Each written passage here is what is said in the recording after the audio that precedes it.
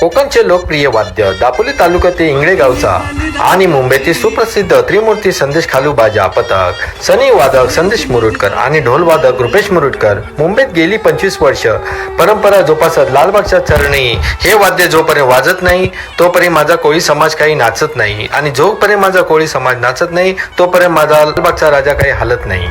लालबागच्या राजाचा विजय असो, ही शान कोणाची? लालबागच्या राजाची.